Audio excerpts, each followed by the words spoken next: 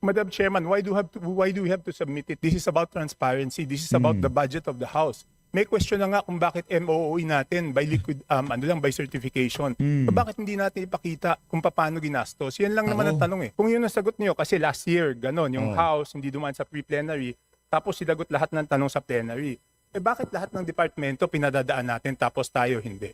Anong pagkakaiba? Kung talagang gusto natin ng transparency, bakit hindi natin ipakita magkano ang budget per district, magkano ang budget per party list, at saan po ito napunta? Isa ho ito sa mga gusto nilang pagtakpan diyan sa impeachment na yan itong si Vice President Sara Duterte. Usaping budget, sang-ayon ho tayo sa gustong mangyari na to ni Congressman Toby Tiangco na dapat mabuksan sa sambayan ng Pilipino kung saan nga ba napupunta yung perang pinagkakatiwala ng sambayan ng Pilipino dyan sa House of Representatives. Saan dinadala ng bawat distrito, representative, ang pondong pinagkakaloob sa kanila taon-taon. Dito sa video na to, kailangan na ho nating malaman yan. Saan ba dinadala ni Martin Romualdez yung pondong ipinagkakaloob sa kanya na sambayan ng Pilipino taon-taon? Yung kanyang travel expenses, MOOE at kung ano-ano pang kabalbalan na budget na ginagamit ng mga congressman na to. Kudos kay Congressman Toby Tiangco. Kailangan ho talaga dyan sa hanay na yan, dyan sa mga congressman na yan. Ngayong mga panahon na to, merong tumayo para pag-usapan etong napakahalagang usapin na to ng budget. Eto, rekta na ho tayo dito kay Congressman Toby Tiangco. Ano tayo, ibalansi ho natin. Habang nag-i-impeachment, wag ho nating palampasin na hindi maibahagi sa ating mga kababayan yung mga nangyayari dyan sa Committee on Appropriation. Na kung saan ito ho, ito ho ang pinakamalapit na batas taon-taon na ipinapasa nila, pinakamalapit sa bituka ng sambayan ng Pilipino. Yun ay ang budget.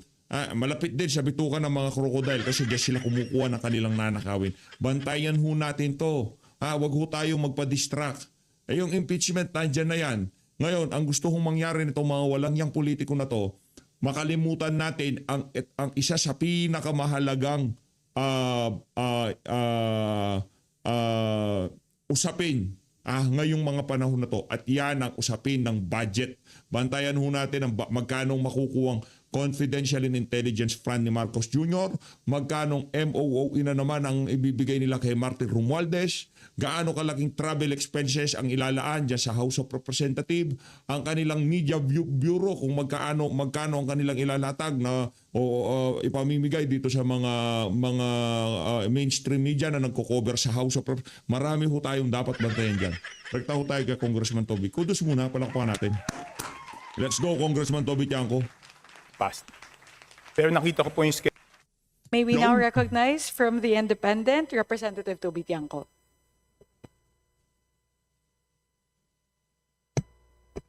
Yes, Madam Chair, members of the Committee on Appropriation. Today po, nag-present po yung ating economic team, ang kanilang plans and programs at yung mga nagawa nila for the past. Pero nakita ko po yung schedule ng ating budget briefings sa pre-plenary. Wala po doon, hindi po nakaschedule yung House of Representatives. Yan. So is there a law that exempts the House of Representatives from presenting the budget to our colleagues before it goes into plenary? Yan. In previous years po, if I may respond to Representative Tiangco, in previous years po, there are certain agencies who do not have pre-plenary hearings. They go straight to plenary. So it's not just the House of Representatives or Congress of the Philippines in general. There's also SUCs. There are no pre-plenary deliberations. Even the other OEOs, the other executive offices po, hindi na po natin isinasalang sa pre-plenary budget hearings.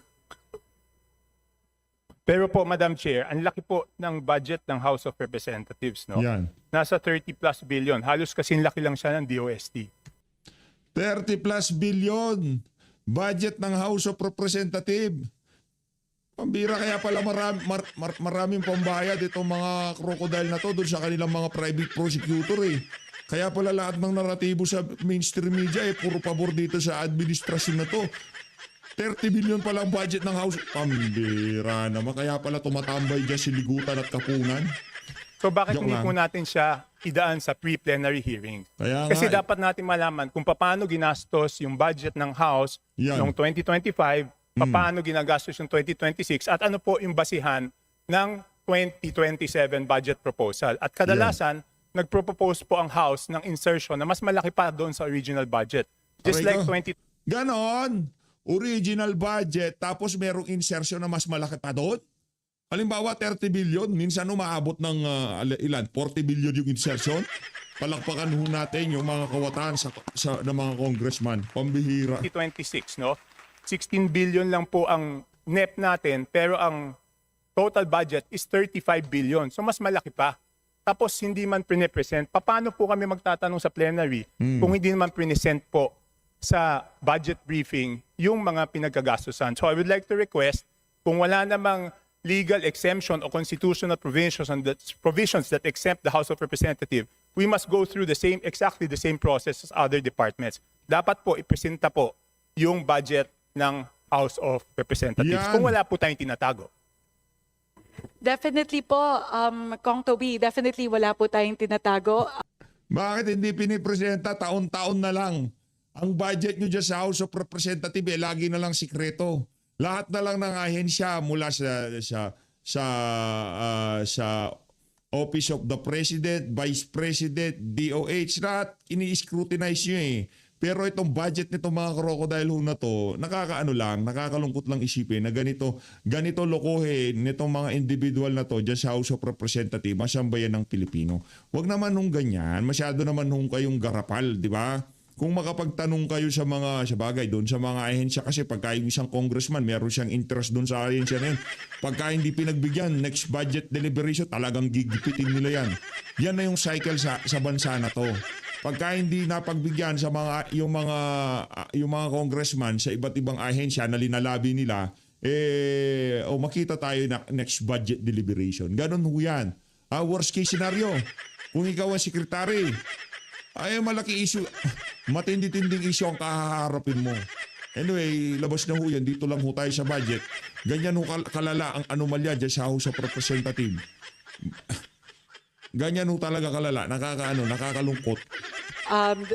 As was the case last year when the budget of the House was presented during plenary, tinayuan po ng isa po sa ating mga vice chairpersons, si Vice Chair Maricar Zamora, tinayuan niya po yung budget ng Congress of the Philippines, and we opened the deliberations on that. But if the request of the Honorable Chanco is to do a pre-plenary for Congress, we will submit that to the for consideration of the House leadership, because usually naman po it's something like it's not just the Congress of the Philippines budget. As I mentioned before, there are a lot of OEOs na other executive offices na hindi na po natin dinadaan sa plenary. So we will definitely submit that for the consideration of the House leadership.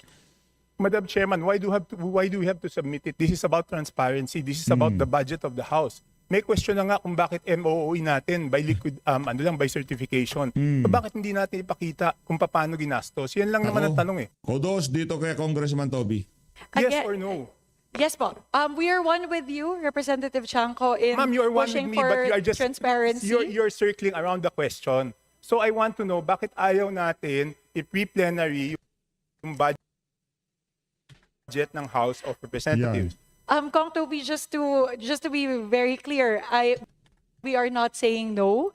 We are saying that this is not a decision that I can make right now. That is subject to the Hihintayin pa daw si Sandro Marcos. consideration of the House leadership. So again po, I am not saying no.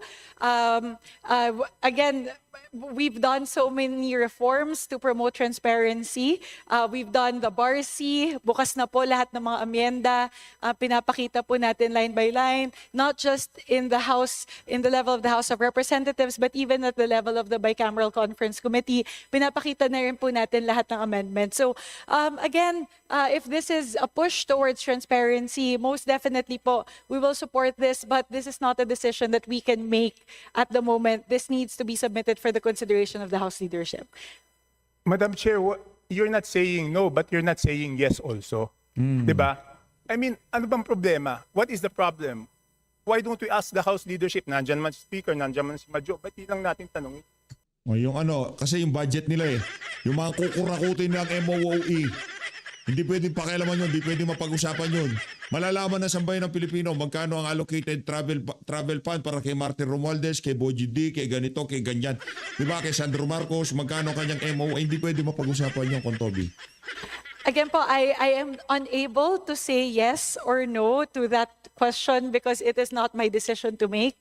I would have to, again, submit this for the deliberation of the House leadership. And we will rest assured po what the assurance that I can give. If it was within my jurisdiction, I would have been able to decide right here and now. But please give us some time to submit this for the decision and deliberation of the House leadership. But that is no assurance at all. 2025 ang NEP po natin 16 billion. Nag-insert po ng 17 billion ng House, naging 35 billion yung budget. 2026 ganun din. 17 billion ang NEP, 27 billion ang GAA. So ibig sabihin nag-insert ulit ng 10 billion. Tapos ayaw natin dumaan sa pre-plenary. So Aray anong ko. problema? Kong Toby, I would like to reiterate that this is not an insertion. This was deliberated in the plenary. Although there was no pre-plenary for the budget of the Congress of the Philippines, the deliberations on the budget of the Congress of the Philippines was opened up during the plenary. All members were given the opportunity to propound questions to the budget sponsor last year. So although there were no pre-plenaries for the Congress of the Philippines in the past budget hearings, meron pong pagkakataon ang lahat po ng mga miyembro na suriin yung budget ng Congress of the Philippines pagdating po ng plenary deliberation. So if again the request is to have a pre-plenary for the Congress of the Philippines budget for this year, I will most definitely po, the assurance that I can give at the moment is that I will submit it to the wisdom of the House leadership. Eh kung ganun pala, pwede naman palang sa plenary lang magtanong, bakit pa natin sila pinadadaan sa pre-plenary? Tapos Yan. tayo, ayaw natin idaan yung sarili natin sa pre-plenary. Aray ka. Pwede naman pala, di ba? Kung yun ang sagot niyo, kasi last year, ganun, yung House hindi dumaan sa pre-plenary, tapos sinagot lahat ng tanong sa plenary. Eh bakit lahat ng departamento pinadadaan natin tapos tayo hindi? Aray Anong ka. pagkakaiba? Madam Chair, point of order. Go ahead po. Before I respond, yes, My good friend, Representative Tony Toby Albano. Chanco is talking about our... Kinakabahan itong si Tony Pet ata ito, si Tony Pet. Baka yung MOOE niya maapektuhan siguro. pre-plenary actions that we can take up amongst ourselves and not waste time with a lot of members who are ready to talk and debate issues regarding the DBCC. So, with respect to my good friend Toby Tiangco, the list is so long that I don't even know if I can ask questions primarily on the... Anong tatanong mo? Anong tatanong mo? Yung si GBCC na yan. Pambira. Kahit anong itanong nyo, di uunlad tong bansa na to kasi maraming kawatahan dyan sa hanay nyo. Diba? Anong tanong-tanong? Huwag na kayo magtanong pag may nangingin ng budget, ibigay nyo na. Pambihira naman, lumulubog naman ang Pilipinas eh. Wala namang kwenta yung mga tanong nyo. Wala namang mabuting na idudulot sa sambayan ng Pilipino. Yung mga tanong-tanong nyo dyan.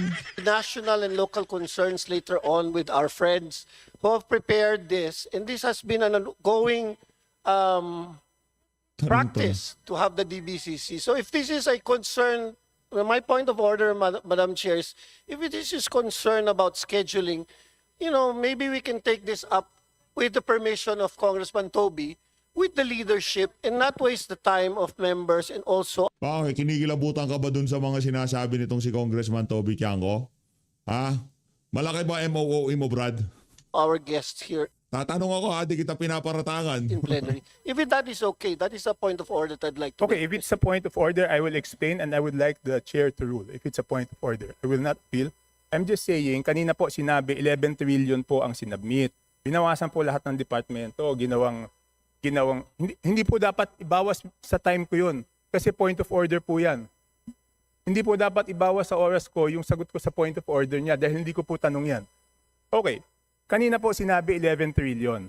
Binawasan 7 trillion. So kaya natin pinapag-submit ang bawat departamento. Sasabihin nila paano nila ginastos yung pera Nakabuti ba ito sa taong bayan? Yun po ang ginagawa sa pre-plenary. So paano po kami magtatanong dito sa plenaryo kung wala naman presentation ganon? Ano, huhulaan namin kung magkano yung nagastos? Anyway, I would like to request the chair to rule on the point of order. If you think I'm out of order, just say so. Madam Chair, if I may be allowed for... Before I rule on the point of order, I would first like to recognize Deputy Speaker Janet Green. Very quickly, Madam Chair. Unang May MOO din ho siguro to. Kasi kung transparency talaga, kung ikaw ay congressman, tatayo ka dyan, susugan mo yung sinasabi ni Congressman Toby Tiangco. Yun kasi transparency. Pag-usapan natin ng budget ng House of Representatives. Di ba? Hindi yung parang kayo na lang, inside job ang nangyayari. araw po ito ng ating pre-plenary budget deliberations. And I believe the Honorable Chanco, whom we fully respect, has his point. Dapat The lang. Honorable Chair and the Honorable Albano also have their own Sisibakin points. ganyan.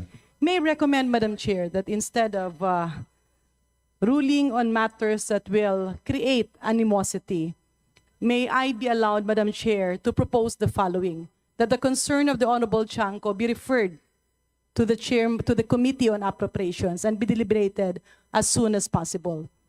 And second, Madam Chair, if the Honorable Chanco will allow, that we now proceed with the deliberation of the DBCC, notwithstanding the fact that there are unanswered questions that the Committee on Appropriations are very much willing to answer, regardless of the decision of the leadership or whatever, because it's the committee that will respond. So, Madam Chair, if I may, again to reiterate, wag na po natin pagdebatihan yan kasi sayang po yung oras. We acknowledge. Hindi. Sayang ang pera. Hindi sayang oras. Sayang ang pera. The Honorable Chanco. We also acknowledge the point of the Honorable Chairwoman and the Honorable Albano, one of our party leaders. But at the same time, I believe we have to move forward. So if the Honorable Chanco is amenable, may I propose that his proposal be discussed by the Committee on Appropriations as soon as possible. But Wag. for the meantime, we all be allowed to proceed with the pre-plenary hearings of the DBCC. Madam Chair, if I may reiterate, With the indulgence of Representative Tiangco, I would first like to recognize Representative Tony Albano. yes, Madam Chair, the point of order stays, and it's a Albano. long-standing tradition that the point of order has to be taken first. But I believe Representative Chanco has still that floor and time if he wants to use his 2 minutes or 5 minutes of his time to ask any relevant questions while the DBCCs and our guests are here. But if it's outside of that, I would really like to insist, if not Meron din ho sigurong MOO itong Antonio Tonipet Albano na to. Pangalan pa lang eh. Kahina-hinala na. Di joke lang. Kumasyadong kabahan. I'm asking. Hirap na pikon tong si Albano, no? Ba't ayaw nyo maging transparent ang budget ng House of Representatives? Bakit hindi ayaw nyo yung gusto mangyari nitong si Congressman Toby Tiangco? Maapektuhan ang budget ni Sandro Marcos, ni Marty Romualdez, ni Boji D. Kakadiri kayo. Asking permission for my good friend Toby Tiangco to please, everyone's stressed already. Everyone's trying to do a good job. We're trying to help our country and our economy move up. These are the relevant questions. Sabihin mo sa mga kasama, huwag sila magnakaw kung gusto nilang umangat ang Pilipinas. Ganun lang. I-liquidate nila by resibo yung MOOE nila. Malaking tulong yun. Walang accountability eh. Pagka sinabi mo, yung, kunyari 1 milyon ninakaw ni Congressman A o Congressman B. Diba? Ngayon, sinabi niya, pinambili niya ng sandamukal na monoblock chair. Wala kang magagawa. Isi-certify lang yun. Kahit ninakaw niya ang pera. Ganun katindi yung MOOE nila. Certification lang ho. Walang resibo. That we have prepared Kapal ng ourselves mukha, no? to ask our guests. And if it's not relevant to the context of what we are discussing right now, then you have to rule in favor of the motions of the point of order that this is not exactly the forum for the cause of the good friend from Navotas, Congressman Tiangco, and then we can take it up right away if he wants with the leadership, with the speaker and the majority floor leader and the chairperson. Madam Chair. Thank you, Representative Albano. If our honorable colleague, Representative Tiangco, will be amenable to it, rather than ruling on the point of order, as proposed by Deputy Speaker Rin, this is a matter that we can take up within the executive committee of the Committee on Appropriations. So again, rather than take it up here during the DBCC, as I assured earlier, I give my assurance that I will raise this to the House leadership for deliberation and decision. And we will get back to you as soon as possible on the matter. Paldo na naman si Boji D. Madam Chair. Langan naman, di ba? Yes, Yes. yes, Representative Erice. Yes, ang suggestion ko lang po, hindi lang po dapat siguro after deliberating with the executive committee, we should deliberate it in the plenary. Kasi po ang question dyan, yung equitability nung resources ng House, whether all representatives are meron pong kanya-kanyang pakinabang at yung sa sa budget, at baka naman po kailangan po talaga equitable. Hindi ko naman po sinasabing equal, equitable yung distribution ng resources. So hindi lang po ito concern ng committee, concern po ng buong plenaryo. Salamat po. Thank you, Representative Erice. Again, we acknowledge the point of the Honorable Erice and the Honorable Tiangco. And again, may I request for your kind indulgence to please give us time to raise it to the House leadership and within the Committee on, and also for the Committee on Appropriations to make the appropriate action on the matter. If again, if with the kind indulgence of Representative Tiangco and Representative Erice. Madam Chair, the reason I brought it up today is para magkaroon ng time mag-prepare yung House. Anyway, please rule on the point of order of the Deputy.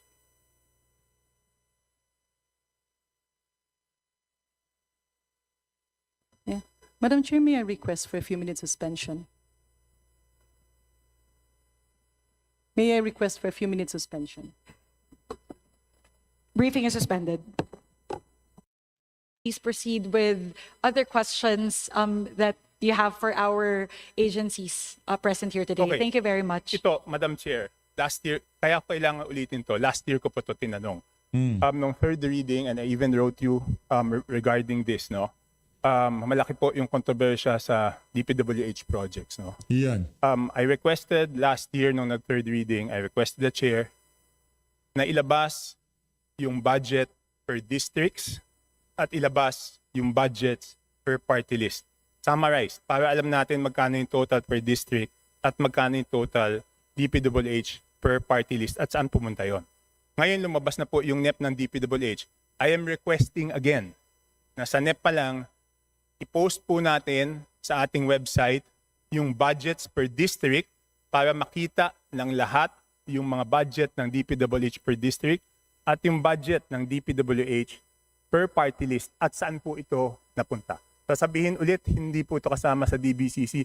Pero last year, kailan pa ako magkakaroon ng opportunity? Last year, tinanong ko yan nung third reading. Sumulat ako hanggang ngayon, walang sagot for the 2026. Grabe So naman. palampasin na natin yung 2026. 2027, bakit hindi po natin, kung talagang gusto natin ng transparency, bakit hindi natin ipakita magkano ang budget per district, magkano ang budget per party list, at saan po ito napunta? Representative Tiangco, what is contained in the NEP? In the NEP itself, if you would look at the budget of DPWH, meron na rin naman pong mga totals doon per DEO. So there's a regional total. There's also a total per district engineering offices. So those information are actually already contained in the NEP itself and later on when the HGAP is filed. Hindi po kayang i-total yun ng ordinaryong mamamayan, Madam Chair. 772 pages yun. Hindi mahahanap yun. Why don't we make it easy for them na ipakita, okay, simula sa distrito na to, ito total budget, ito mga proyekto, ito total budget, ito. Tsaka doon, can you tell me, paano po hahanapin doon yung pinopose ng party list? How will we know sinong party list ang proponent doon sa budget na yon kung hindi po natin ilalabas? Representative Tiangco, again, in the there are no proponents for the project. So like if you would look at the HGAB and the NEP, you would see that there are totals per district engineering offices. So there is actually no way to us to be able to create a summary of what are proposed by party list members as opposed to district representatives, because there are no such thing as Meron po yan, Madam Chair. Hindi naman tayo pinanganak ka. Yan. But again, po, the information that is being asked for, which would be the summary of the budget per district engineering office, per regional office, they're all contained there in the NEP, within the DPWH budget itself. Makikita nyo po yun, naka-separate out po yan sa NEP. Within the DPWH budget, you already have the totals per district engineering office, and in the annexes, you have there the line items in terms of the project. So lahat po ng impormasyon na yun, nandun na po yun sa NEP at sa HGAB. Madam Chair, nakasulat po yun sa NEP pero hindi po naka-total per district. Kaka-check ko lang po. Anyway, yun lang po hinihingi ko. So, pwede bang, kasi yung DPWH budget is 772 pages. So kung hahanapin po yan ng mga kababayan natin, mahihirapan po sila. Hindi ba pwedeng padaliin natin, ihiwalayin lang natin yung mga proyekto per district? Yun lang po ang hiling ko. Pwede po ba?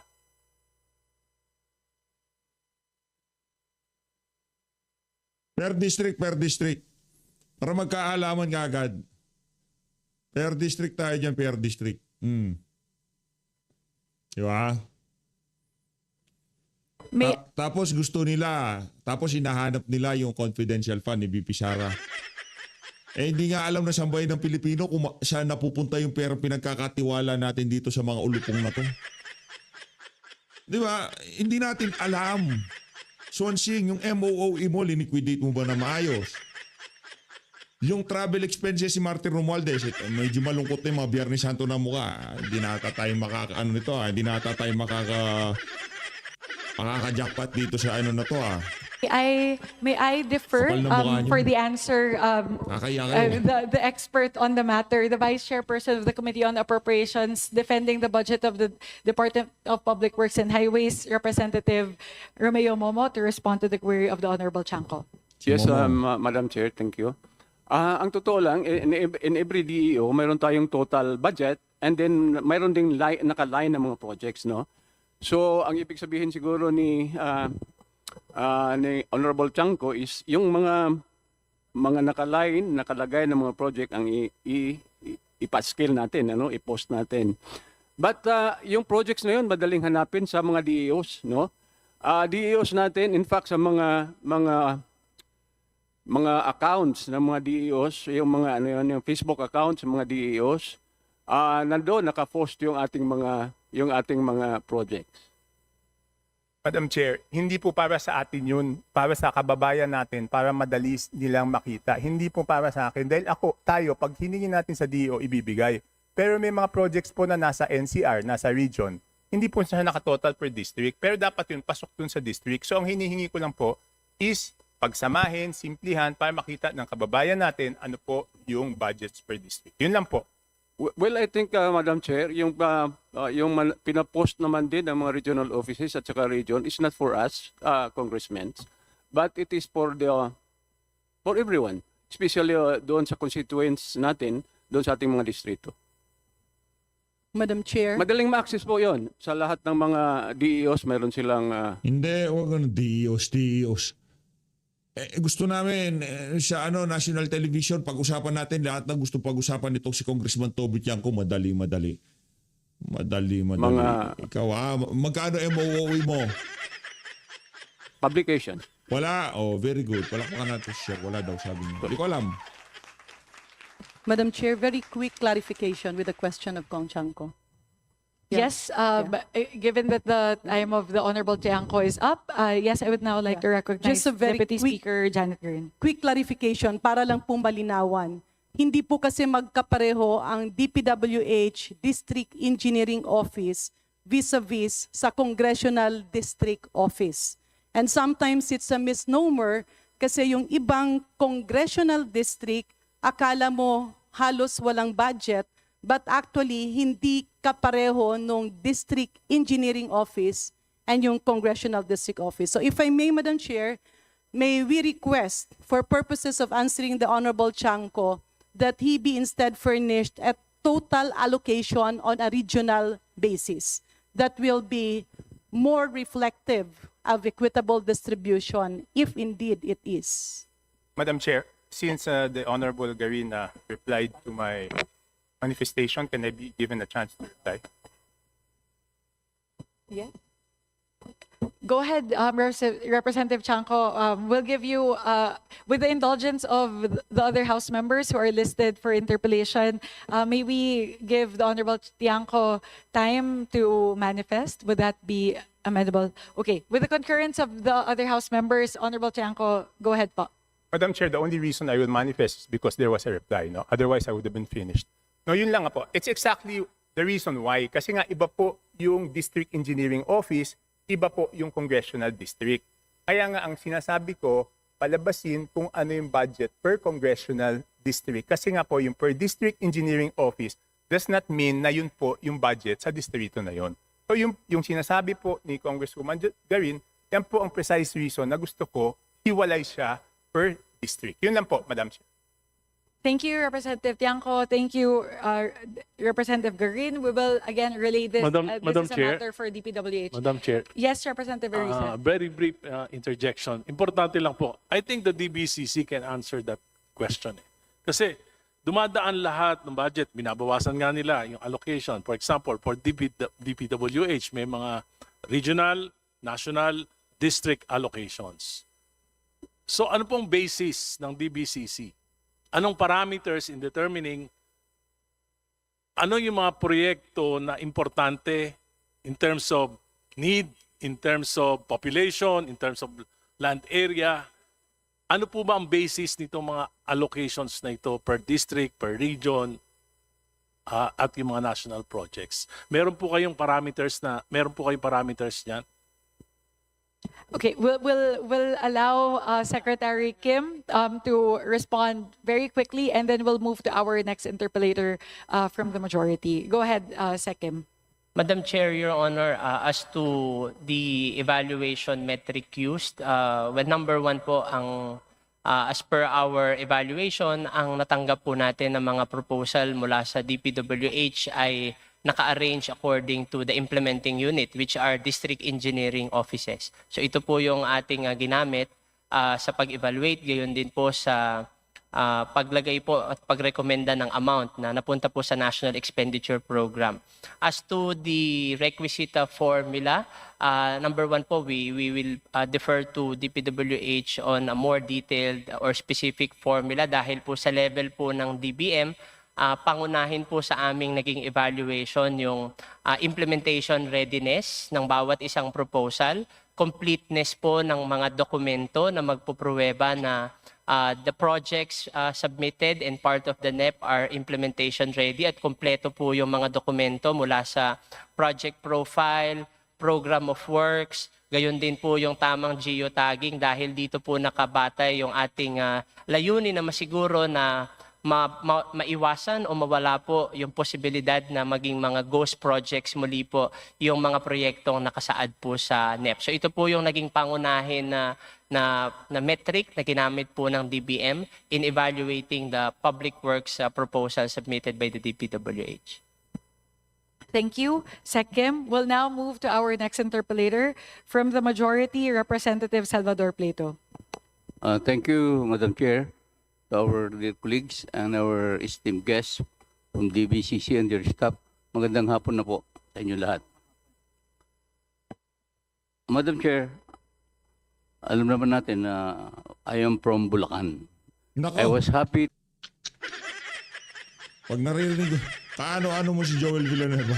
to hear President Bongbong Marcos in his last SONA that the partial operations of the North-South commuter rail system will begin last quarter of 2027. Ulitin ko po, last quarter of 2027.